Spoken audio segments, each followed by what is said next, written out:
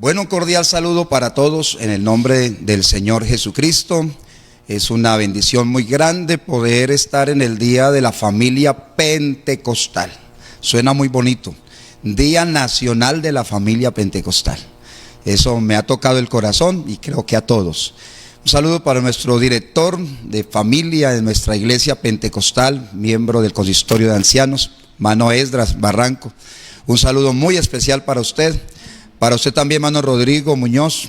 Así que es una bendición también poder tenerle, y a todos los miembros del Comité Nacional, Mano Elkin Torres, nuestro maestro de familia, hombre que ha sido de mucha bendición también para la iglesia. La hermana Joana aquí presente en este set, gracias a Dios, y a la hermana Carolina Henao que está con nosotros, al pastor Edilson, al pastor David, aquí lo tenemos, pastor David Sánchez. Así que un saludo muy especial, está delegado aquí por la presidencia de la iglesia para hacer todo el trabajo logístico con el equipo aquí audiovisuales. Así que para todos los directivos del país, para todos los miembros de la red de familia de cada distrito, para los pastores, sus esposas y especialmente para las congregaciones, para las personas que están conectadas, vamos a desarrollar entre las dos enseñanzas. Vamos a tener hoy dos enseñanzas que están programadas por el departamento, y una de ellas tiene que ver con el fundamento del matrimonio, la otra tendrá que ver con el fundamento de la familia ya, pero vamos a hablar del fundamento del matrimonio, un tema bien delicioso a la luz de la palabra, y vamos a hablar del fundamento según las escrituras. Partamos de un hecho, partamos de algo, de una base, según las escrituras, según la palabra del Señor. Entonces, el matrimonio, vamos a mirar ese fundamento, y quisiera que tomáramos la carta que Pablo escribió a los Efesios en el capítulo 5 y en el verso 31. Y leamos el 31 y el 32. Si lo podemos tener ahí para compartirlo, gracias, vamos a tomarlo. Dice la escritura: por esto dejará el hombre a su padre y a su madre, y se unirá a su mujer, y los dos serán una sola carne. El versículo 32 dice: grande es este misterio, mas yo digo esto respecto de Cristo y de la iglesia. Voy a tomar el versículo 32 en otra versión que me llamó mucho la atención, porque hablándose del matrimonio, dice: ese símbolo es magnífico. Y dice: y yo lo aplico a Cristo, a la iglesia. Muestra al matrimonio como ese símbolo representativo de la relación entre Cristo y la iglesia. Entonces, lo primero que quiero, vamos a plantear 9 puntos. Vamos a tratar a que el tiempo nos alcance, sí, porque es un tema bastante rico, bastante amplio, pero vamos a marcar estos 9 puntos pues de manera concreta. Y el primer punto que quiero que planteemos es: el matrimonio es esencialmente bueno, tan bueno que se compara con la relación entre Cristo y la iglesia. Es decir, no hay ninguna otra relación que se pueda simbolizar o comparar con la relación entre Cristo y la iglesia, y eso a uno le llama la atención, y es precisamente que podamos hablar del matrimonio.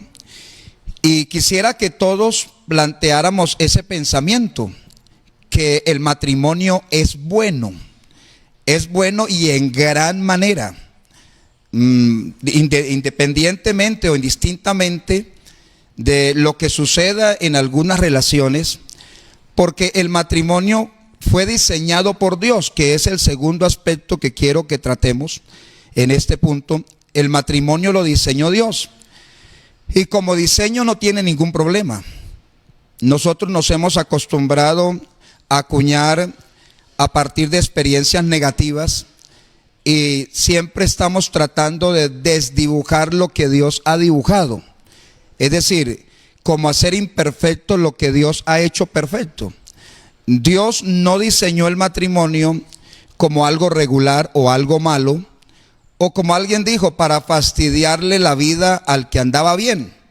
Hablándose de Adán cuando estaba solo, cuando era un único ser, algunos piensan de que el matrimonio Dios lo diseñó para emproblemar al hombre.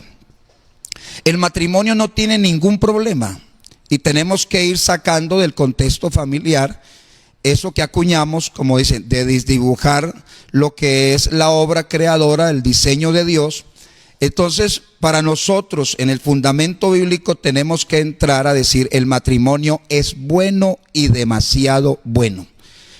El libro del Génesis, cuando habla de la creación y habla de todo lo creado y concluye con la creación del hombre y de la mujer, luego dice, y vio Dios todo lo que ha hecho y era bueno en gran manera. Así que el matrimonio precisamente hace parte de todo el planteamiento creacional diseñado por Dios. Entonces es lo primero que quisiera que abordáramos. Y decía que lo segundo, pues que partiéramos de que el matrimonio lo diseña Dios y aparece el diseño a través de Génesis capítulo 2, verso 24, que exactamente es lo mismo que Pablo tomó. Y es lo mismo que Jesús tomó en el capítulo 19 de Mateo. Vemos que el fundamento es el mismo, el que aparece en Génesis 2:24 del matrimonio, que Pablo lo usa y Jesús también lo usó. ¿Y qué dice Génesis 2:24?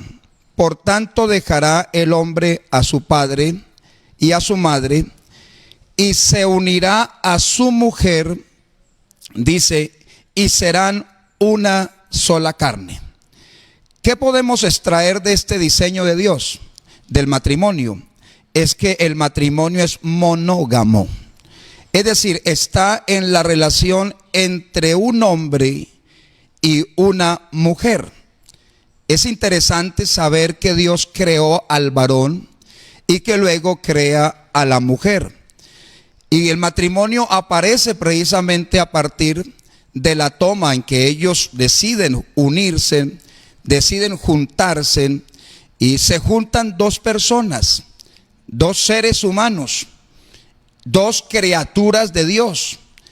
Pero ¿cómo está marcado ese diseño entre un hombre y una mujer? El tercer aspecto que quiero que consideremos es que el matrimonio no es una imposición de Dios al hombre.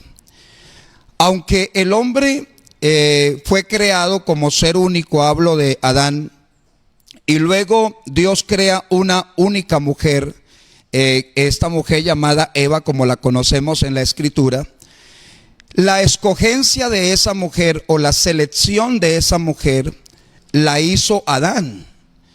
A veces las personas dicen, hermano, pero no se puede comparar la relación matrimonial del principio a la relación de hoy, porque hoy hay muchas mujeres, hoy hay muchos hombres, y un hombre pudiera escoger entre muchas, una mujer pudiera escoger entre muchos varones, pero pareciera como si estuviesen tratando de decir que Dios impone el matrimonio, es decir, como si Dios obligara a alguien a casarse, y como si el hombre estuviese destinado. Y algunos han acuñado que para cada hombre hay una mujer y que para cada mujer hay un hombre. Y hablan como de designios de Dios, como que si Dios decidiera y el hombre no decidiera. Por eso hay algunos reclamándole a Dios y casi de garantía pidiéndole que qué hacen con la mujer, porque pareciera que no fuera voluntad de Dios, o que qué hacen con el hombre porque pareciera que no fuera voluntad de Dios, y están como que se la quieren devolver a Dios porque yo se la pedí y Él me la dio. El matrimonio no nace no aparece en las Escrituras por imposición, aparece por una decisión personal. Creó Dios a un hombre y a una mujer, pero a ese hombre la Biblia dice que le presentó o le trajo a esa mujer, se la trajo y se la presenta. ¿Dónde está eso? En el capítulo 22, quiero que leamos el contexto hasta el verso 24 de Génesis 2. Dice, y de la costilla que Jehová Dios tomó del hombre, hizo una mujer, y aquí está la palabra hermosa, dice, y la trajo al hombre.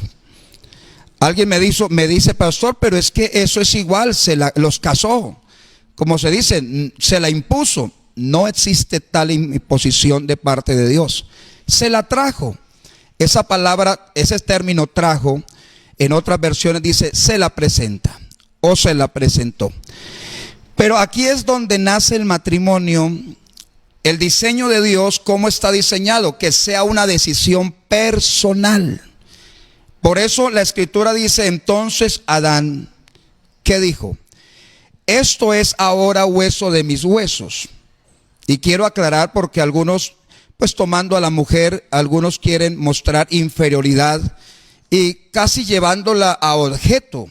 La Biblia no presenta, cuando dice esto, no se refiere a ella como persona, sino que se refiere al acto creador. Esta vez, dice otras versiones, esta vez, dice, es hueso de mis huesos y carne de mi carne. Y dice, esta será llamada varona porque del varón fue tomada. Cuando Adán expresa esto, fíjese que Dios no lo obliga a que diga esto. Dios no lo obliga a aceptarla, se la presenta, pero Él la toma, digámoslo, Él la reconoce, Él la elogia, la exalta, que es lo que uno ve acá, como alguien coigual, porque cuando dice hueso de mis huesos y carne de mi carne, está hablando de ese coigual que tiene allí, hablándolo como dignidad, como esencia, como creación. Y es ahí donde aparece entonces el fundamento del matrimonio. ¿Cuáles son las palabras que fundamentan el matrimonio en la Biblia? Las palabras dichas por Dios. Muchos dicen que estas palabras pudieran haberla dicho Adán, pero no compagina, y Mateo capítulo 19 lo aclara, que Dios dice entonces, por tanto, dejará el hombre a su padre y a su madre, y se unirá a su mujer, y serán una sola carne. ¿Quién es el que deja? ¿Quién es el que toma esa decisión? ¿Es Dios por el hombre o es el hombre delante de Dios? El matrimonio es una decisión del ser humano. Dios ha diseñado el matrimonio, pero en el diseño de Dios es que haya una decisión personal. Es Adán que entonces la toma y la reconoce, y cuando la reconoce entonces se fundamenta. Dejará el hombre padre y madre y se unirá a su mujer y serán una sola carne. En este versículo está planteado lo que es el fundamento del matrimonio. Así que en cuarto lugar, quiero mostrar que el matrimonio se establece entre dos, en este caso entre un hombre y una mujer, esencialmente iguales. Esencialmente quiere decir como esencia. Es decir, el acto es creador. Tanto el hombre viene por acto creador de Dios como la mujer viene por un acto creador. Y en eso, en esencia, son precisamente esencialmente iguales. Pero funcionalmente con ciertas diferencias. Esto se aplica cuando usted escucha a Adán, cuando la ve. Él no solamente la ve esencialmente igual cuando dice hueso de mis huesos y carne de mi carne, sino que también la ve funcionalmente, llamémoslo así, con algunas diferencias, o en sus características con algunas diferencias, porque la llama varona. Varona, es decir, de sexo femenino.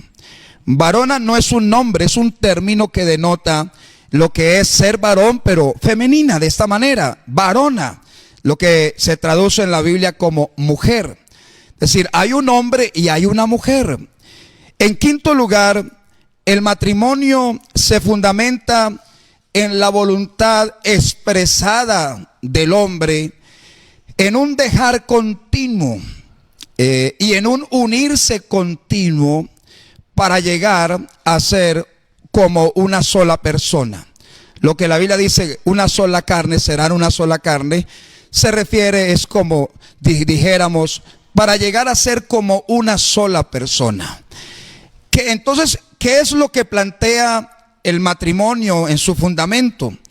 Que se debe dejar, cuando uno dice dejará padre y madre, algunos piensan de que es abandonar o alejarse lo más lejos posibles de sus padres. Pero ustedes recuerdan que Adán y Eva no tenían padres biológicos, pero el fundamento aparece allí del matrimonio, un dejar padre y madre, que tiene una implicación mucho más allá de lo que uno llegaría a pensar respecto a papá o a mamá en cuanto a distancia, estar cerca o estar lejos. Algunos han hecho mofa incluso de los padres, de los suegros, y algunos piensan de que cerca de ellos no se va a poder vivir en matrimonio. La Biblia no está hablando de tales cosas, está hablando precisamente de la independencia que tiene el hombre o que debe tener el hombre para la toma de decisiones. El matrimonio se fundamenta precisamente en que hay una persona o que hayan personas responsables de sus propias decisiones o de esa independencia para poder tomar al otro, en este caso al otro ser humano, y si el hombre toma a la mujer o la mujer toma al hombre, pero que lo tome en ese criterio de conciencia, de compromiso serio, de compromiso de responsabilidad, de una independencia.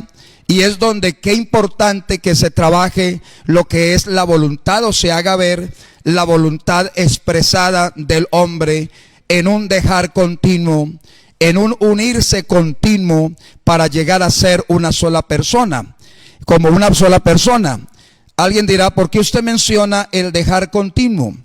Porque en el hebreo la palabra dejar, el término está declarado y significa eso. No un dejar momentáneo, sino continuamente. Dejar costumbres, dejar hábitos, dejar una vida que se pudiera tener enmarcada en algunas cosas. Y uno dice, pero tengo que sacrificar algo. Claro que sí.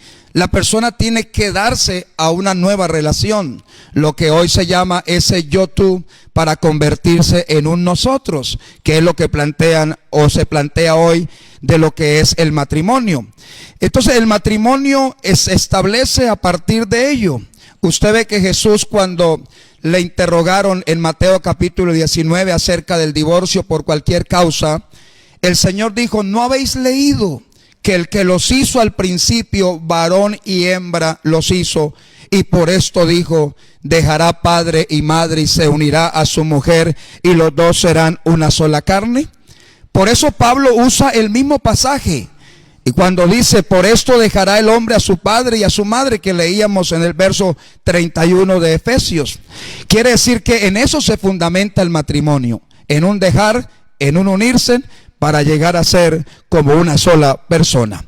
En sexto lugar, el matrimonio se establece a partir de tres aspectos que están enmarcados en las Escrituras.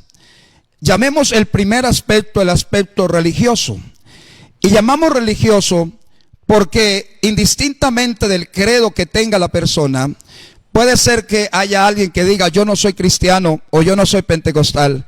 Pero si reconoce el matrimonio, está reconociendo un diseño o el diseño del matrimonio, que quien lo diseñó es Dios.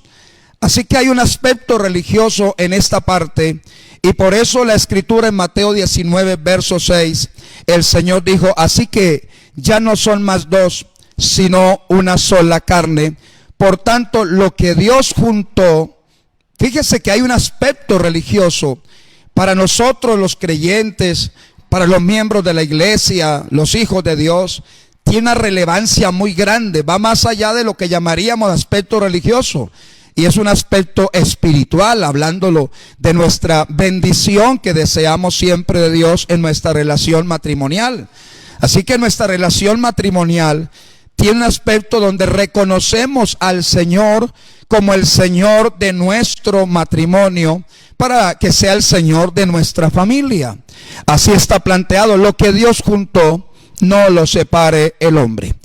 Hay otro aspecto, decía que hay tres aspectos que definen la relación matrimonial, y el segundo aspecto es el aspecto biológico.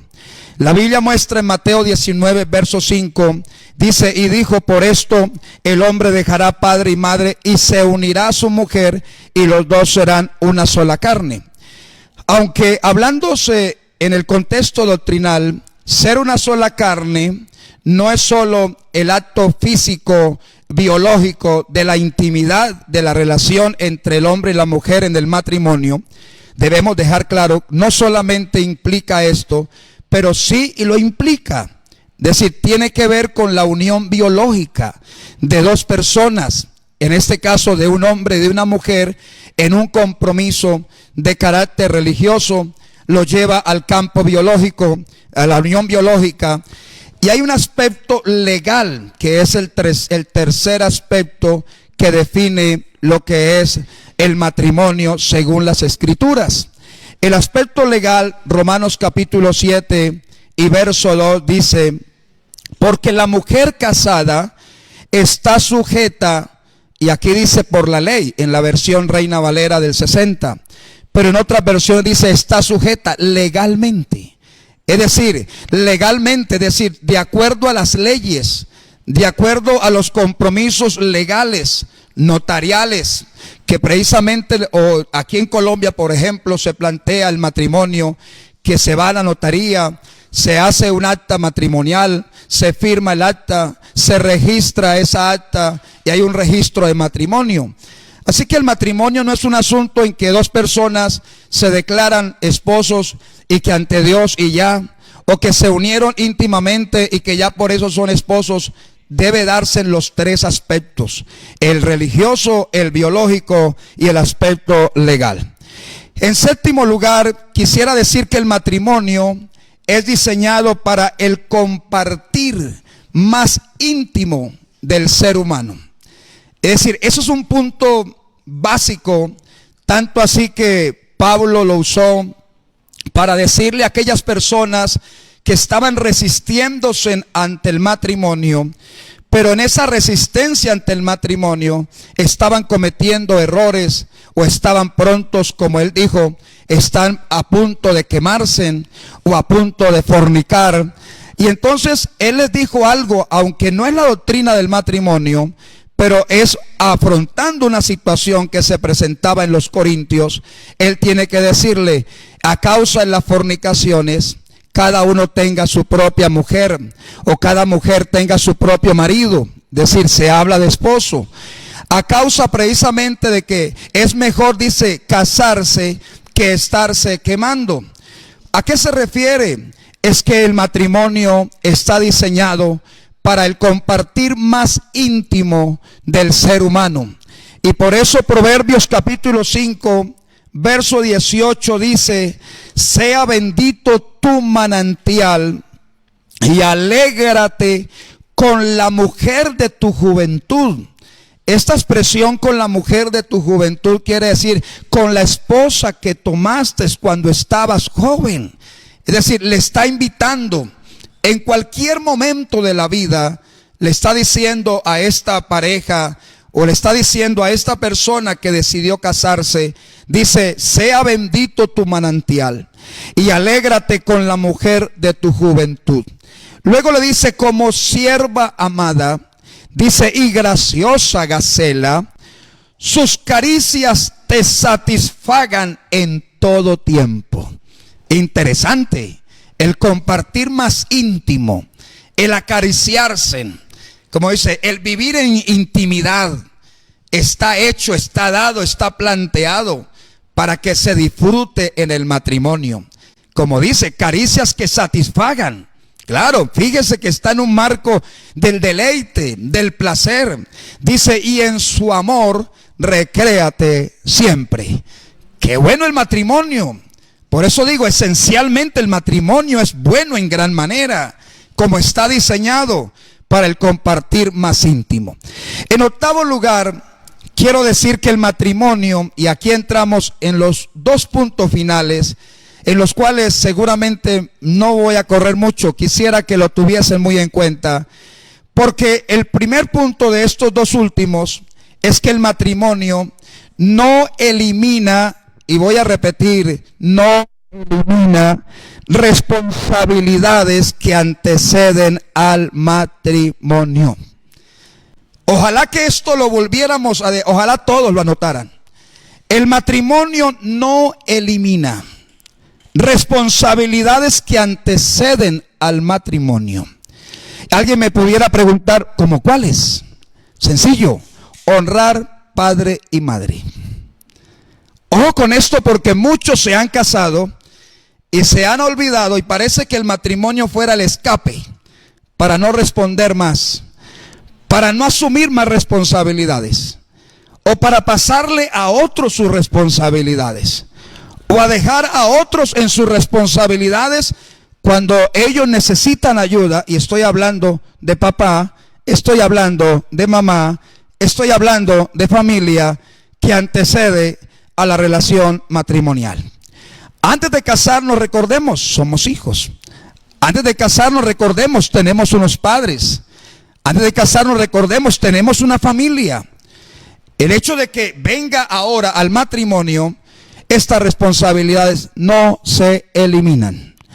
Y no se eliminan porque el mandato, Efesios capítulo 6, verso 2, dice: honra a tu padre y a tu madre, que es el primer mandamiento para que sobre la tierra. Alguien pudiera estar diciendo, pero eso mientras uno está en casa los honra. Aquí no dice honra a tu padre y a tu madre mientras te casas, o mientras llega el momento del matrimonio, o mientras sale de tu casa.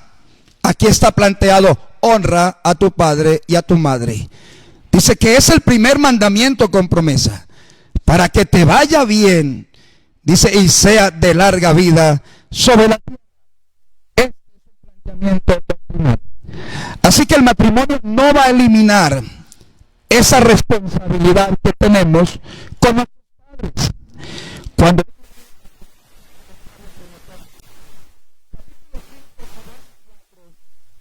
dice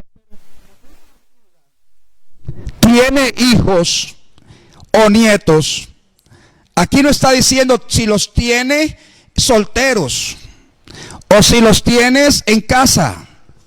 No, está planteando si alguna viuda tiene hijos o tiene nietos, dice: aprendan estos primero a ser piadosos para con su propia familia y a recompensar a sus padres. Escuche eso: a recompensar a sus padres, porque esto es lo bueno y agradable delante de Dios. Entonces el matrimonio no va a eliminar esa responsabilidad. Los hijos, los nietos, que ya estoy casado, pero debe honrar a papá y mamá, debe recompensar a papá y mamá. No olvide nunca eso. Ya usted dice: pastor, pero yo tengo hijos y tengo nietos. Pero si usted tiene la bendición de tener a sus padres o de tener a sus abuelos, aún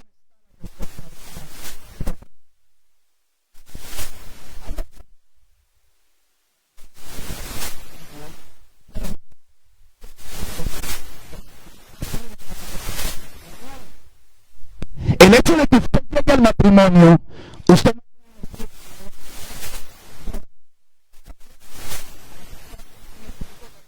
matrimonial, y como los otros no están configurados en una relación matrimonial, pues ya no tengo que responder.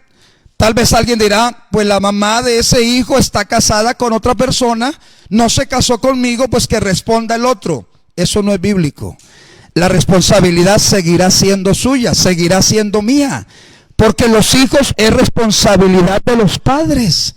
Así como de los padres también debemos responsabilizar a los hijos.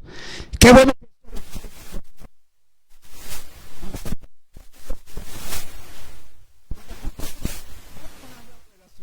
O llegan al matrimonio y pareciera que todo se acabó, y algunos piensan de que la historia ya cambió y que ahora nueva vida, y olvidemos, borremos. No vas a borrar a tus hijos, no va a borrar a tus padres, no va a borrar las responsabilidades que ya tiene.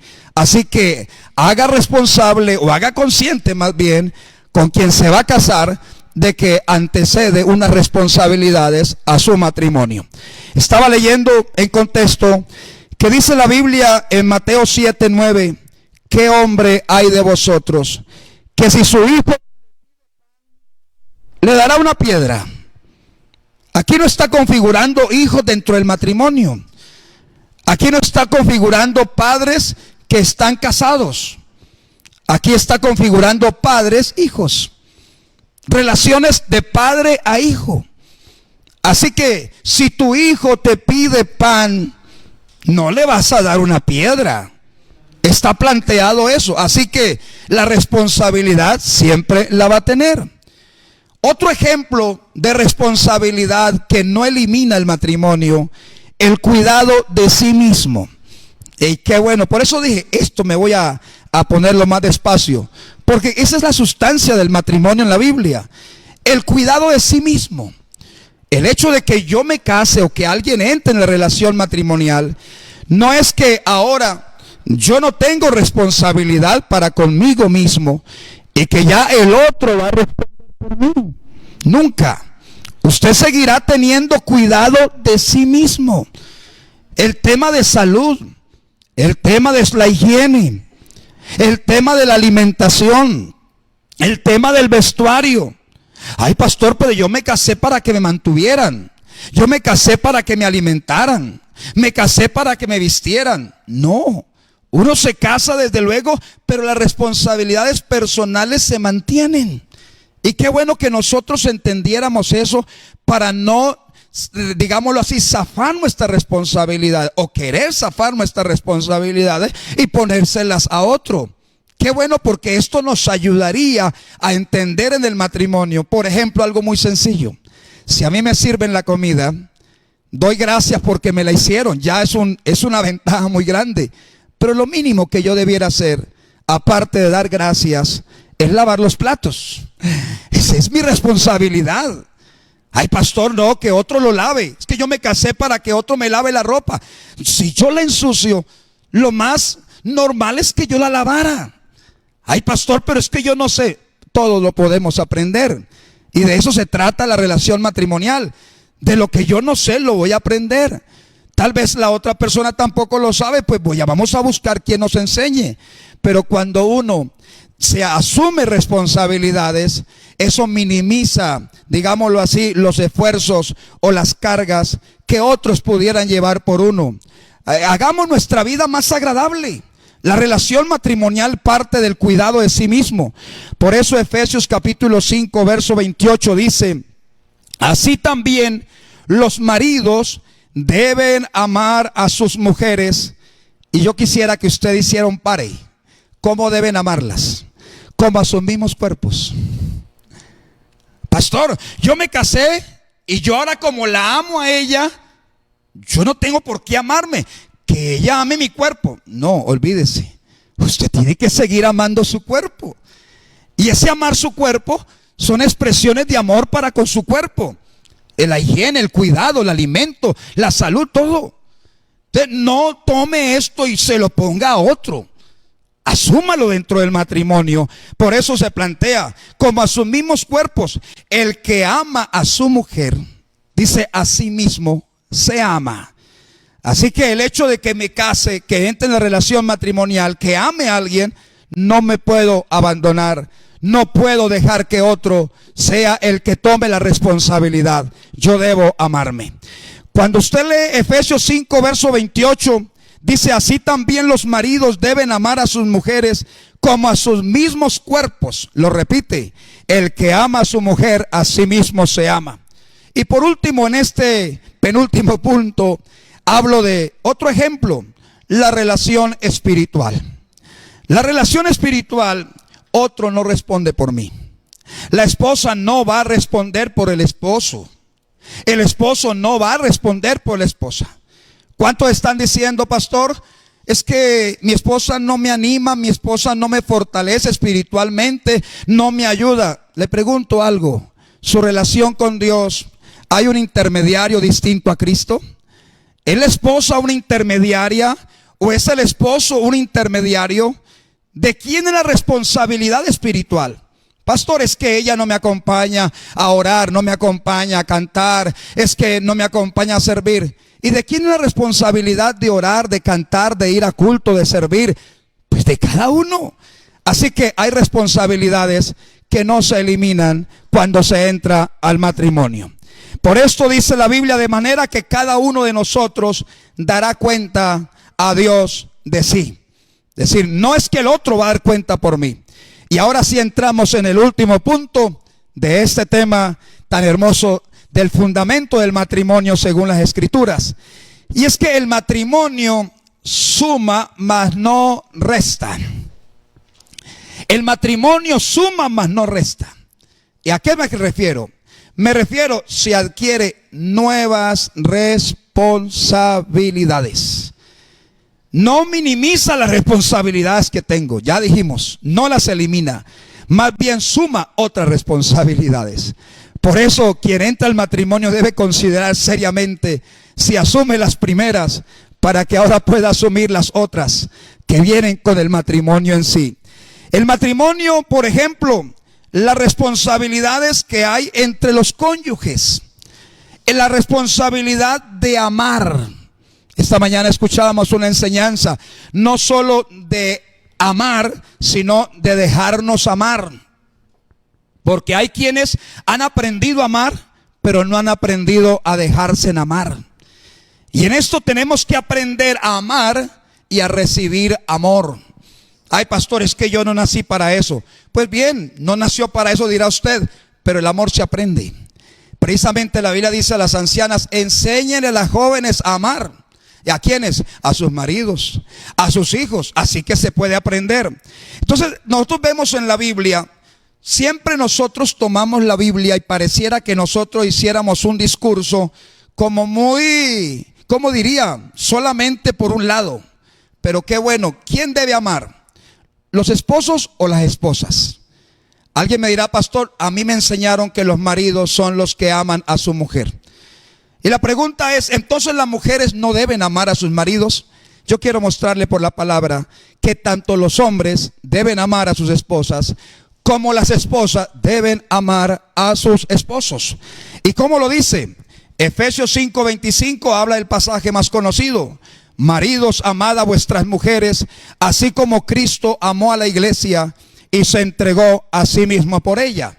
Hasta ahí no lo sabemos, pero vamos a Tito capítulo 2, verso 4, que dice que enseñen a las mujeres jóvenes a amar a sus maridos.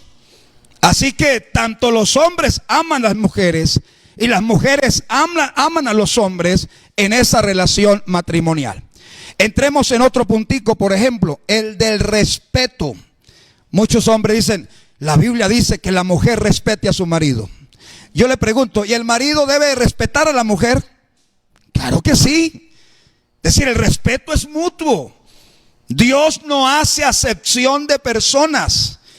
Es decir, Dios no tiene a alguien para que señoree sobre otro. El pecado sí ha dibujado la relación de pareja y a veces la mujer quiere enseñorearse del hombre o el hombre quiere enseñorearse de la mujer. Pero el respeto es mutuo. Y voy a leerlo por la palabra. Dice Efesios 5:33. Por lo demás, cada uno de vosotros ame también a su mujer como a sí mismo, y la mujer respete a su marido. Hasta ahí creo que no lo sabemos. Pero lo otro que quisiera, que tal vez no lo estudiamos casi, es primera de Pedro 3:7, cuando dice, vosotros maridos igualmente vivid con ellas sabiamente, dando honor a la mujer como a vaso más frágil. Y eso de honor es respeto. Decir, reconocer al otro con dignidad. Y dice, dando honor a la mujer como a vaso más frágil. Y dice, y como a coherederas de la gracia de la vida, para que vuestras oraciones no tengan estorbo. El respeto del hombre casado por la mujer, por su esposa, digámoslo así, es tan trascendente que aun cuando se falta el respeto, Dios, como se dice, la oración es interrumpida. La oración. Puede ser que haya un predicador muy famoso, muy usado, un cantante, un maestro, pero que irrespeta a su esposa, que no la trata bien. Eso tiene, como se dice, que corregirse, porque en el matrimonio el hombre respeta a la mujer como la mujer respeta al marido.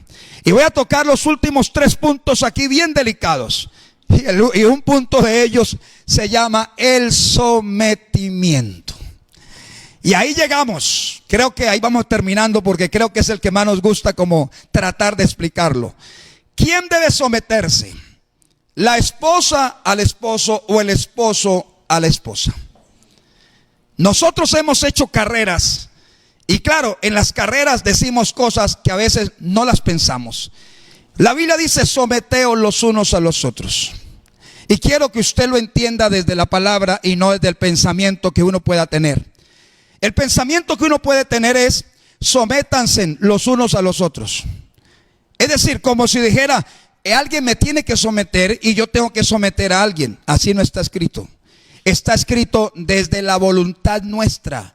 Sométase cada uno. Someteos los unos a los otros. Es una decisión voluntaria.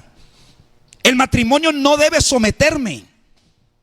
Ay, pastor, yo me casé para someter al otro, o para que me sometieran, o para someterme al otro. No, no se casó así. Se casó para entregarse.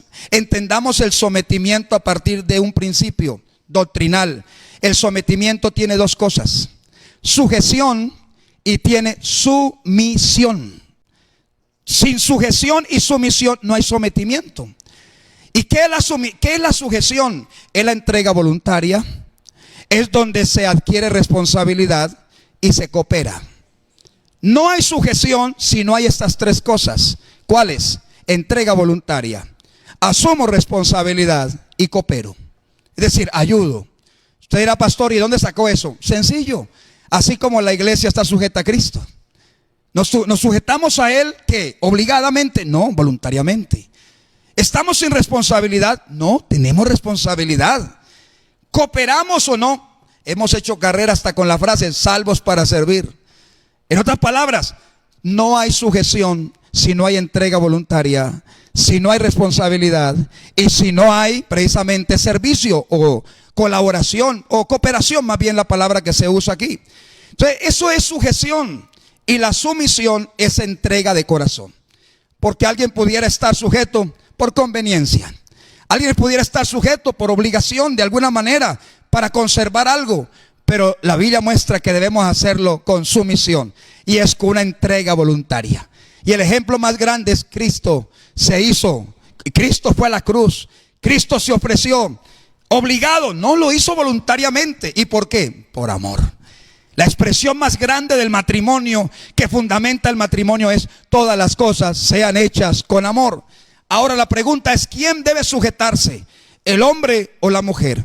O más bien, ¿quién tiene que someterse? La Biblia dice: someteos los unos a los otros. Alguien pudiera estar planteando: hermano, pero eso no se refiere al matrimonio. No, es que no se refiere solamente al matrimonio. Se refiere a la relación aún laboral que haya. Léalo bien en Efesios, que antes de abordar el matrimonio, antes de abordar la relación, digámoslo así, laboralmente, se está hablando precisamente del sometimiento. Sométanse los unos a los otros. Y a las casadas se les dice: estén sujetas a sus maridos. Así que se le dice al varón como se le dice a la mujer. Y decía que en este último punto, el permanecer en el matrimonio es responsabilidad de los dos. La Escritura muestra: lo que Dios juntó, no lo separe el hombre. ¿A quién le da la responsabilidad de mantener esa unión, esa comunión? Algunos la han llamado la unicidad del matrimonio. ¿De quién es la responsabilidad? Muchos dicen: la responsabilidad es de Dios. Yo quiero decirle: Dios a usted y a mí nos ha dejado en el libre albedrío Pero libre albedrío no es desorden, digámoslo así, haga lo que quiera sin responsabilidad, sino aunque haga lo que quiera, asuma responsabilidad. Y en su responsabilidad está el que nuestro matrimonio se mantenga, que nos mantengamos unidos. Por eso dice, lo que Dios juntó, no lo separe el hombre. Así que quien entra del matrimonio debe cerrar una puerta. Y una puerta que debe cerrar es la puerta de la separación. Es la puerta del divorcio, es la puerta del rechazo o el repudio al otro. ¿Por qué casarnos pensando en que si no nos va bien, entonces abandonamos y nos dejamos? Como que vamos a buscar otro horizonte. ¿Por qué no buscamos ayuda? Siempre cuando alguien viene a decirme, pastor, ¿cómo es el tema del divorcio? Yo le digo, pregúnteme cómo es el tema del matrimonio. Y después de que entienda le explicaré el del divorcio. Porque algunos están buscando salidas, pero no entradas. Así que en esto Dios nos ayude para poder tener un matrimonio hermoso, bonito. Y en todo les digo, honroso sea en todos el matrimonio. Así que si algo celebramos hoy en el Día de la Familia Nacional, es que el matrimonio es honroso y bueno esencialmente. Que Dios los bendiga y los guarde ricamente. Espero ser de bendición para ustedes con esta enseñanza y que quede en el corazón de cada uno. Dios los guarde.